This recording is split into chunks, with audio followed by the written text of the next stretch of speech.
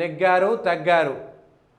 So మళ్ళీ ఇంకెక్కడ రాష్ట్రం కేంద్రంలో మళ్ళా ఈయన చక్రం తిట్టాడు చంద్రబాబు నాయుడు అని. ఇగో ఈ వార్తలు ఇక ప్రతిరోజు మనం చూడాల్సిందే, ప్రతిరోజు మనం చూడాల్సిందే. ఇక కేంద్రంలో చక్రం తిత్తారు, కేంద్రంలో చక్రం తిత్తారు, ఇంకెక్కడనో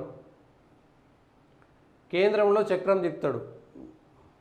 ఈ వార్తలు చూడాల్సినటువంటి పరిస్థితి వస్తుంది. నెల్లూరులో టీడీపీ క్లీన్ స్వీప్, విజయనగరం కుమ్మేసిన కూటమి, పడిలేచిన కెరటం, దశాబ్దాలుగా గెలవని సీట్లు, అసెంబ్లీలో 6సారి అసెంబ్లీకి అచ్చన్న.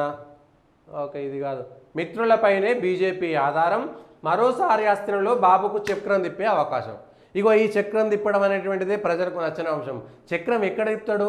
అరే ఆయనే గెలవలేనటువంటి పరిస్థితుల్లో బీజేపీ పవన్ కళ్యాణ్ లేకపోతే చంద్రబాబు నాయుడు గెలవలేని స్థితిలో చక్రం తిప్పేటోడైతే బీజేపీ దగ్గరికి ఎందుకు పోయిండు?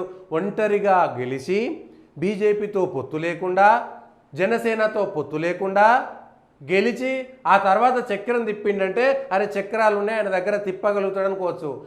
ఒక్కసారి ఒంటరిగా గెలవనటువంటి చంద్రబాబు నాయుడు చక్రం తిప్పడం ఏమిటి?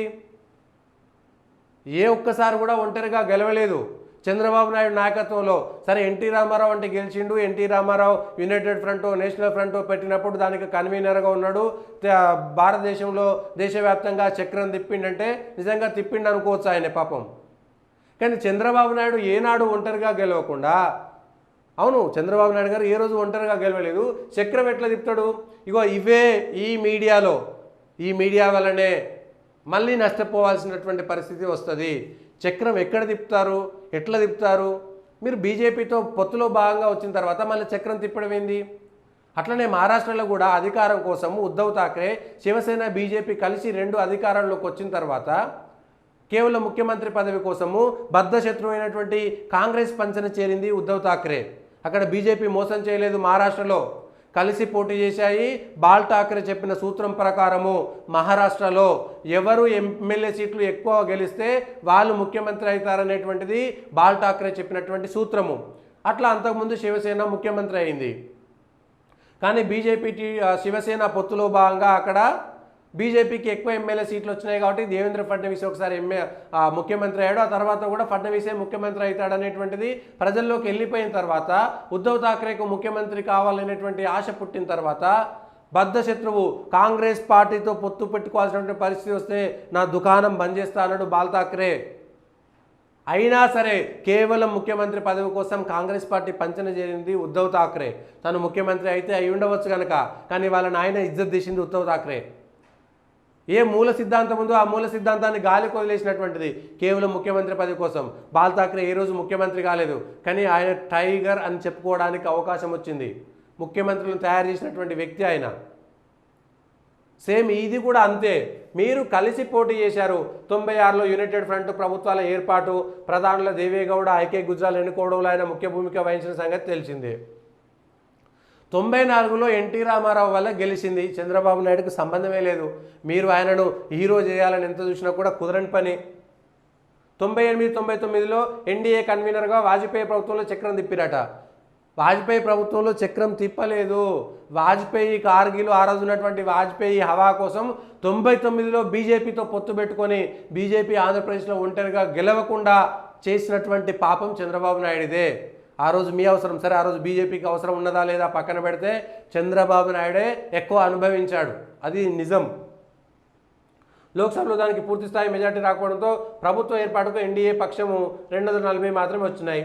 మిత్రులతో కలిసి 292 స్థానాలకు చేరుకున్నది. ఎన్డీఏ పక్షాల్లో బీజేపీ తర్వాత పెద్ద పార్టీ టీడీపీఏ. ఆ పార్టీకి 16 ఉన్నాయి. నితీష్ కుమార్కు 12 ఉన్నాయి. చంద్రబాబు కీలక పాత్ర పోషిస్తాడట. అసలు ఆంధ్రాలో అధికారంలోకి రావడానికి బీజేపీ కీలక పాత్ర పోషించిందని రాసే దమ్ముందా? లేదు.